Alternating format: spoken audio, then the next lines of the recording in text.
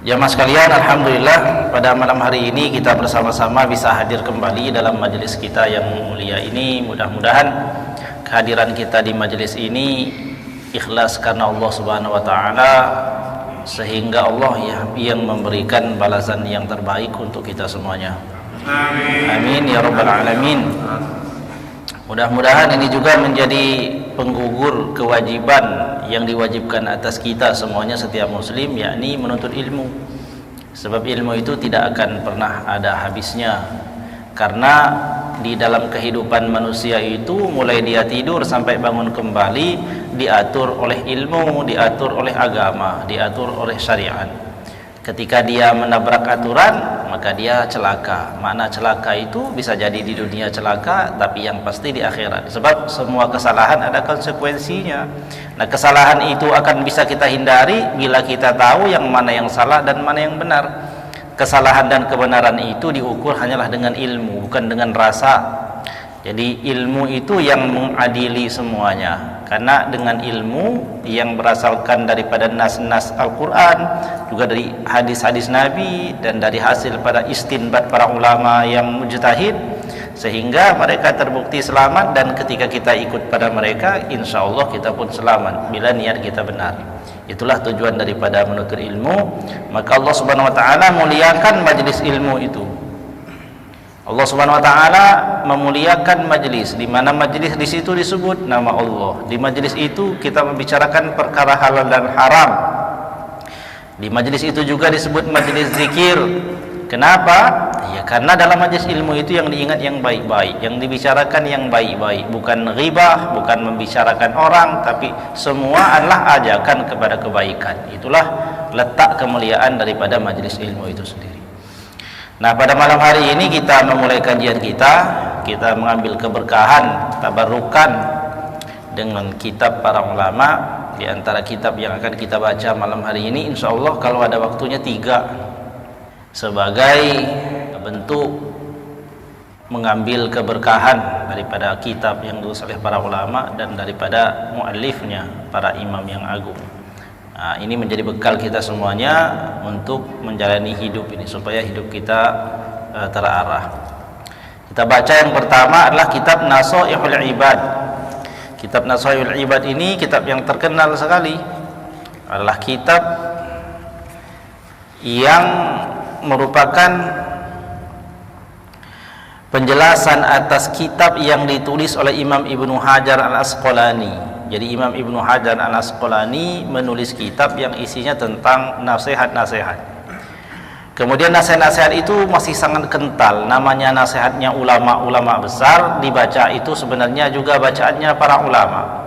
Maka ketika orang awam membacanya sulit menyerapnya, maka seorang ulama yang mulia yang menjadi kebanggaan umat Islam di Indonesia, itu namanya adalah Syekh Nawawi Al-Bantani, yang sempat dan pernah menjadi imam di Masjidil Haram dan menjadi mufti di dalam mazhab Syafi'i zaman dahulu. Beliau menulis kitab Nasaihul Ibad sebagai penjelasan atas nasihat-nasihat yang ditulis oleh Imam Ibnu Hajar Al-Asqalani. Itulah kitab Nasaihul Ibad. Kita baca pada malam hari ini pada halaman yang ke-21 di dalam kitab ini, pada bagian hamis. Hamis itu artinya bagian di luar kotak. Kalau kitab kuning atau kitab terdahulu itu bentuknya sederhana ya. Jadi bentuknya selalu ada kotaknya, ada di dalam kotak ada tulisan, di luar ada tulisan. Tulisan yang di luar kotak ini namanya hamis. Jadi hamis, sesuatu yang ditulis di luar daripada kotak ini hamis. Nah, dituliskan di luar daripada atau daripada hamis kitab Nasaihul Ibad ini sebuah nasihat yang mulia. Di antara nasihat-nasihat itu, ini adalah nasihat yang ke-25. Bismillahirrahmanirrahim. Qala al-musannif rahimahullahu ta'ala nafa'ana Allahu bihi wa bi'ulumihi fid dharain amin. Wal khamis wal 20. Di antara untayan nasihat yang dituliskan dalam urut-urutannya yang ke-25 di dalam kitab ini ada an-nutqu bit-tauhid. Apa penjelasannya? Rawa Ahmad wa ghairihi, telah meriwayatkannya Imam Ahmad dan yang selain darinya Imam Ahmad. Artinya hadis yang diriwayatkan oleh banyak imam. Hadisun, sebuah hadis yang berbunyi jaddidu imanakum. Nabi SAW bersabda, jaddidu imanakum, perbaharuilah iman kalian semuanya. Qila, dikatakan, siapa yang berkata? Yakni sahabat Nabi yang mendengar Nabi berkata. Nabi berkata, jaddidu imanakum, perbaharuilah imanmu. Orang yang mendengar ini berkata, ya Rasulullah, wahai Rasulullah, kaifa nujaddidu imanana, bagaimanakah caranya kami ini memperbaharui iman kami? Sebab pemahaman kita di dalam akidah Ahlussunnah wal Jamaah, keimanan seseorang itu bisa naik bisa turun. Iman itu adalah orang yang meyakini bahwa Allah itu adalah Tuhannya, juga meyakini Rasulullah itu adalah utusan Allah, itu iman. Akan tetapi tingkatan iman itu bertingkat-tingkat. Imannya Abu Bakr As-Siddiq itu dikatakan apabila ditimbang imannya Abu Bakar As-Siddiq dengan iman seluruh makhluk, kalah iman seluruh makhluk dibandingkan satu saja iman daripada Abu Bakar As-Siddiq. Maka ketika semua orang, kebanyakan manusia ragu akan cerita Nabi ketika Nabi SAW pulang dari Isra dan Mi'raj itu, Nabi mengatakan bahwasanya tadi malam dimulai sejak tengah malam, artinya waktunya Isra Mi'raj itu dilaksanakan setelah jam 12 malam sampai menjelang waktu subuh. Nabi bercerita, aku berangkat tadi malam pada jam 12 malam ke atas, berangkat daripada Mekah, kemudian ke Madinah, dibawa ke Madinah, ya, mampir Madinah, kemudian dibawa pula ke Palestina, yakni di Masjidil Aqsa. Sebelum sampai ke Masjidil Aqsa itu mampir di banyak tempat. Dalam sejarah yang menceritakan tentang Isra Mi'raj itu, betapa banyak tempat yang dihampiri oleh Nabi sebelum Nabi sampai ke Masjidil Aqsa yang ada di Palestina. Nabi bercerita bahwasanya tadi malam aku berangkat dari Mekah, mampir ke sini, mampir ke sini, mampir ke sini, mampir ke sini, lalu aku sampai ke Masjidil Aqsa. Setelah dari Masjidil Aqsa ini aku naik ke atas langit yang paling tinggi sampai ke Sidratul Muntaha. Lalu kemudian kembali lagi dari situ ke Masjidil Aqsa lagi, lalu kembali lagi ke Mekah, hanya dalam waktu setengah malam. Mana ada orang percaya kalau dia tidak beriman? Sedangkan orang-orang Quraisy yang ada di Mekah itu mengetahui bahwasanya perjalanan ke Masjidil Aqsa saja daripada Mekah ke Palestina itu membutuhkan waktu 2 bulan. 2 bulan perjalanan unta baru sampai. Jadi kalau PP 4 bulan. Nah, ini Nabi hanya dalam waktu setengah malam sudah sampai di sana, bahkan lebih dari itu naik ke atas langit lagi. Akal manusia pada saat itu tidak bisa menjangkau. Barangkali kalau orang itu bercerita hari ini, orang sebagian mungkin banyak yang percaya sebab mereka sudah tahu tentang teknologi pesawat terbang, kemudian pesawat ulak-alik yang kecepatannya itu sampai pada kecepatan cahaya. Orang akan mudah percaya. Tapi zaman dahulu kendaraan tercepat itu kuda dan unta.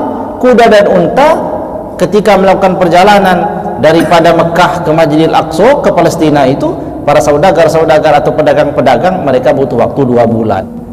Maka tidak ada yang percaya pada saat itu. Satu orang yang tidak pernah ragu sedikit pun langsung percaya jika yang berkata itu adalah Muhammad SAW. Maka jangankan ceritanya seperti itu, lebih dari itu aku percaya. Maka dari saat itulah sahabat Nabi Abu Bakar Siddiq diberi gelar As-Siddiq, artinya orang yang telah membenarkan berita ketika orang belum membenarkan itu. Nah, jadi keimanan orang beda-beda ya. Nah, karena iman seorang itu berbeda-beda, maka kadangkala iman seorang itu naik, semangat ibadahnya, ke masjid rajin, ngaji datang terus, sholat tahajud ditunggu-tunggu jam tengah malam dia mau bangun. Tapi kadang-kadang lemas orang itu, lempeng, udah kayak terong direbus, nggak ada lagi semangatnya kalian. Sholat, yang penting sholat aja. Yang biasanya tepat waktu, ini udah mundur-mundur, nggak ada uzurnya, disengaja mundur. Ya, majelis taklim juga anget-anget apa? Anget-anget apa? Kadang-kadang mau, kadang-kadang enggak. Itu tanda iman itu. Ketika iman kuat, nggak ada alasan orang nggak datang. Mesti dia akan berangkat. Jika tidak ada uzur, dia akan berangkat.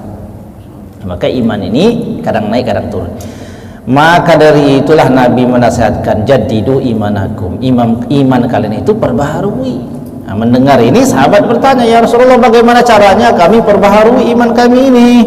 Maka Nabi berkata, qala, Nabi bersabda, aksiru min qawli la ilaha illallah, perbanyak-banyakkanlah kamu semua itu mengucapkan kalimat la ilaha illallah. Inilah cara memperbaharui iman. Jadi kalau iman orang itu diibaratkan kertas, kemudian udah remes lecek, nah udah jadi apa itu, supaya dia kembali lagi rata seperti habis disetrika, banyak-banyak mengucapkan kalimat la ilaha illallah. Dalam kalimat ini aksiru, tiada batasnya. Maka orang yang mengucapkan kalimat la ilaha illallah itu pahala yang paling besar adalah yang paling banyak mengucapkannya.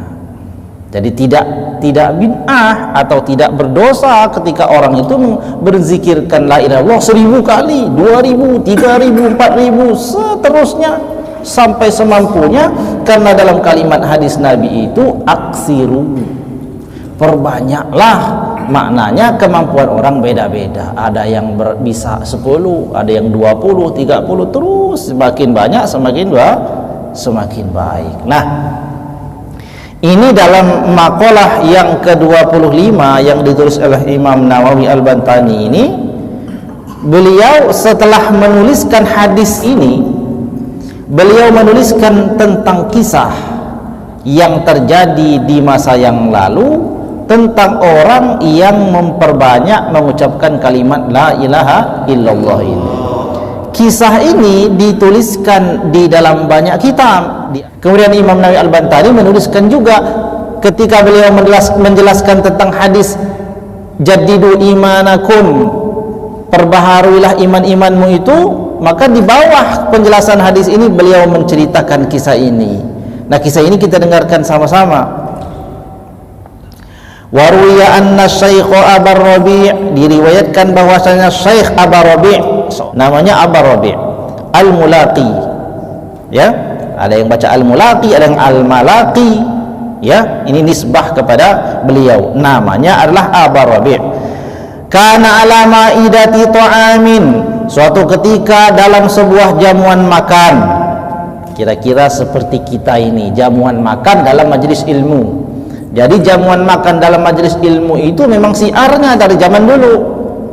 Jadi bukan berarti kalau kita ini ngaji terus tegang aja, mata melotot ke depan, nggak ada yang bisa gerak-gerak, nggak bisa minum, nggak bisa makan, nggak bisa, nggak begitu. Sambil makan-makan, sambil minum, tapi tetap konsentrasi. Karena ilmu ini butuh tenaga, ya butuh tenaga, butuh energi. Jadi kalau kita lapar gitu ya, belum makan, nah susah nangkap ilmu. Karena kita orang biasa, orang zaman dulu ya puasa tiap hari. Jadi suatu ketika Imam Ar-Rabi' ini bersama para murid-muridnya dalam majelis ilmunya mengadakan jamuan makan. Di hadapan jamuan makan itu, wa kana qad dzakara la ilaha illallah 70,000 marratin. Sebelumnya seorang ulama besar yang bernama Ar-Rabi' ini telah menyelesaikan zikirnya, yakni dengan memperbanyak ucapan la ilaha illallah, dan beliau membacanya sebanyak 70,000 marratin, 70.000 kali. Banyak ya 70.000 kali ya? Banyak itu, apa sedikit? Kaget gitu dengan 70.000 kali. Para ulama dulu 70.000 kali itu sekali duduk. Kita kok kaget gitu ya? Ya banyak lah, banyak. Kalau kita nggak bisa sekali, jadi cicil bahasanya. Ya, seorang ulama Ar-Rabi' sebelum ada majelis itu telah menyelesaikan berzikir, mengucapkan kalimat la ilaha illallah, la ilaha illallah, la ilaha illallah. Entah berapa hari beliau selesaikan, yang jelas beliau telah selesai membaca 70.000 kali. Wa kana ma'hum 'alal ma'idati sabun. Di tengah-tengah mereka sedang makan itu ada seorang muridnya yang soleh, yang masih muda. Sabun itu seorang pemuda yang belum nikah. Ada di sini orang yang belum nikah?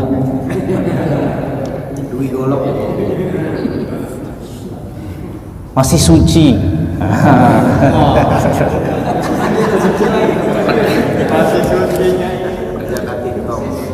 Masih suci, perjaka, soleh perjaka. Salah satu yang disebut dalam hadis Nabi, 7 golongan yang akan dinaungi Allah pada hari tidak ada naungan selain naungan Allah.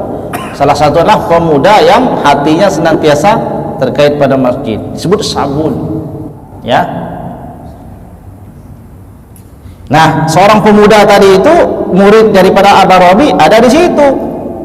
Dan beliau ini adalah termasuk min ahlil kasfi. Ahlil kasfi itu adalah seorang yang diberikan Allah kelebihan, ditunjukkan Allah Subhanahu wa taala perkara yang tidak dilihat yang lain, sebagaimana kejadian-kejadian yang dialami oleh sebagian para ulama-ulama yang soleh dan para nabi.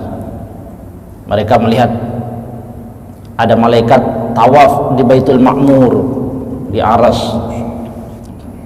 Ya, nah orang yang ahli kasfi karena kesucian hati dan keikhlasannya, dengan bersihnya dirinya daripada dosa-dosa sejak awal, daripada ia dilahirkan, daripada kecil dia orang terjaga daripada dosa, maka Allah sebagian pada orang-orang soleh itu membukakan penglihatan yang benar itu di dalam kitab disebut kasfi atau kasaf. Nah, seorang pemuda ini termasuk orang ahli kasfi. Fahina madda yadahu ila ta'ami, baka seorang ahli kasaf tadi, murid Ar-Rabi' ini, ketika ia menjulurkan tangannya akan mengambil makanan, dalam jamuannya itu ada makanan, lalu kemudian dia menjulurkan tangannya untuk mengambil makanan dengan niat ia ingin makan, tapi ternyata dia tidak jadi makan, tapi justru malah menangis sejadi-jadinya. Orang heran, ini orang lagi senang. Majelis ilmu itu majelis yang paling menyenangkan orang soleh. Mereka berbinar-binar, wajahnya bahagia sekali. Apalagi ada makanan lagi kan, ada kopi. Belum kemarin itu ada sop kepala kambing kan? Masakan daripada Abah Gibson yang mantap itu. Nah, yang belum sayur kalkun Pak Andi ya. Nagih ini. Ya, jadi ketika akan diambil makanan itu, beliau menangis, baka wamtana aminat ta'am, lalu dia tercegah daripada makan, enggak jadi makan, dia malah menangis. Faqala lahul hadirun, melihat itu teman-temannya dan guru-gurunya tadi itu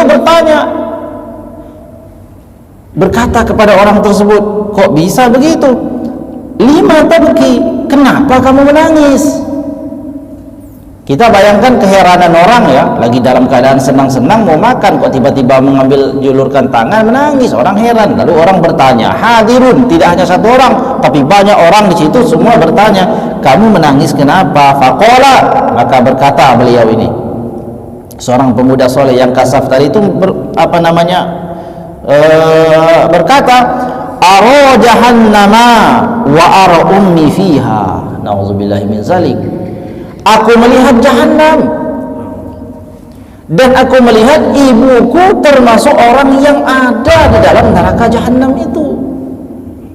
Ini seorang pemuda tadi itu, ibunya sudah meninggal dunia. Lalu kemudian Allah tampakkan jahanam itu dan ibunya termasuk orang yang menjadi penghuninya. Itulah yang menjadi sebab beliau menangis.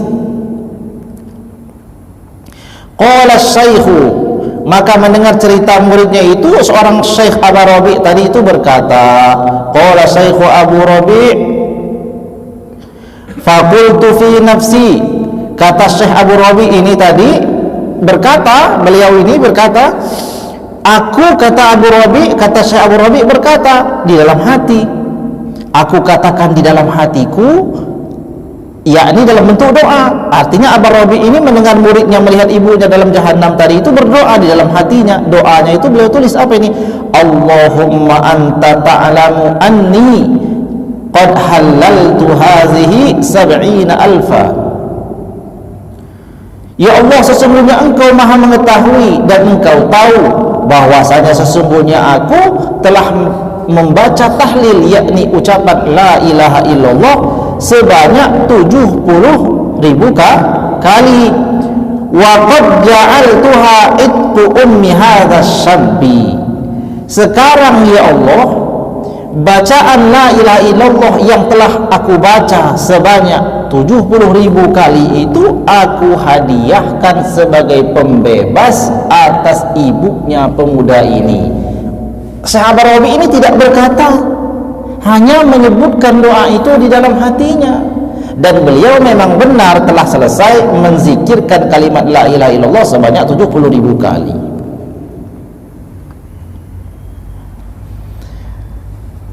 Beliau katakan, waqad ja'altuha itqu ummi hadza syabbi minan nari, aku jadikan ya Allah bacaanku itu sebagai pembebas atas ibu pemuda ini, yakni murid ibu daripada muridku ini, seorang pemuda yang soleh tadi itu, minan nari, daripada neraka.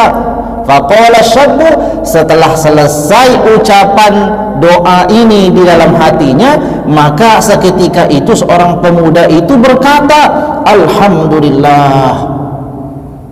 Jadi Abu Rabi ini berkata dalam hatinya doa, ya Allah, ku persembahkan bacaan tadi itu, ku hadiahkan sebagai pembebas atas ibu pemuda ini, tanpa ada satupun yang tahu bahwa Abu Rabi berdoa itu, kecuali setelah kejadian. Lalu langsunglah pada saat itu juga pemuda itu berkata, alhamdulillahirabbil alamin, ara ummi qad kharajat minan nar. Aku telah melihat ibuku sekarang telah dikeluarkan dari neraka itu. Wa ma adri ma sababu khurujiha, dan aku tidak tahu apa yang menjadi sebab ibuku dikeluarkan dari neraka itu. Wa ja'ala huwa yabtahiju, jadilah ia pandangan yang keduanya itu menjadi sebab ia merasa senang, wa akala ma'al jamaati, lalu kemudian dia barulah bisa makan bersama dengan kawan-kawannya yang ada di dalam majelisnya Abu Rabi itu. Imam An-Nawawi mengatakan, wa hadzal tahlilu bihadzal adadi, tahlil ucapan la ilaha illallah dengan jumlah yang seperti ini diberi nama, yusamma, dinamai ataqata sughra, pembebas yang kecil. Maknanya adalah amalan yang dijadikan sebagai pembebas daripada neraka disebut dengan ataqah sughra, pembebas yang kecil. Kenapa dikatakan ataqah sughra? Sebab ada ataqah yang lebih besar lagi, yakni amalan yang lebih dahsyat lagi daripada ini. Apakah itu? Ada di dalam tafsir As-Sawi, nanti kita baca lagi.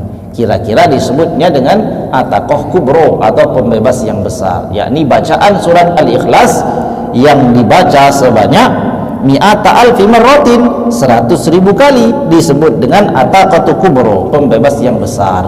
Ini pun terjadi dan diceritakan para ulama di dalam kitab-kitab mereka. Nah, hadirin yang dirahmati Allah, kalau bapak-bapak hadirin sekalian pernah mendengar di kampung-kampung tentang kebiasaan orang-orang dulu, di antara kakek-kakek, nenek-nenek kita terdahulu, mereka mengamalkan ini. Mereka mengumpulkan batu-batu kerikil di dalam bakul-bakul mereka dengan hitungan itu, maka inilah sumbernya. Artinya mereka diajari oleh guru-guru mereka terdahulu yang memang bersumber daripada kitab-kitabnya para ulama terdahulu, bahwa mereka itu membebaskan dirinya daripada neraka. Maknanya mereka mengamalkan kalimat la ilaha illallah itu jangan sampai selama seumur hidupnya itu tidak cukup dia melafazkan kalimat la ilaha illallah sebanyak 70.000 kali. Kenapa? Karena dikatakan di sini bahwasanya pembacaan ini tidak harus dalam waktu yang tertentu. Yang penting seumur hidupnya cukup dia dengan bacaan itu. Kenapa? Walau fi sinina adidatin, dia boleh membaca kalimat itu dengan meskipun dalam jumlah tahun yang banyak, artinya waktu yang lama. Fa innal muwalata la tustaratu, karena sesungguhnya mualah, sesuatu yang terus menerus bersambung harus dikerjakan dalam waktu yang sama, tidak menjadi syarat dalam hal ini. Yang penting seumur hidup seseorang ia telah mampu dan telah mencapai ucapan zikirnya kalimat la ilaha illallah itu sebanyak 70.000 kali. Silahkan dia atur sendiri, sehari 100, sehari 10, yang penting jangan sampai seumur hidup tidak sampai membaca itu. Itulah kenapa para ulama-ulama terdahulu itu kemana-mana ya bawa tasbih yang mengucapkan la ilaha illallah, la ilaha illallah, la ilaha illallah, sehingga mereka berusaha, berikhtiar membebaskan dirinya daripada neraka, di samping melakukan kewajiban yang lain yang memang diwajibkan. Nah itu. Ada hari ini yang sudah selesai 70.000? Ada Pak? Berapa kamu? 100. Nah hitung aja Pak, kalau kita sehari itu 100 umpamanya la ilaha illallah 100, ya itu butuh berapa tahun itu? 20 tahun. Nah, berarti umur 20 tahun baru lunas dia. Baru selesai kira-kira begitu.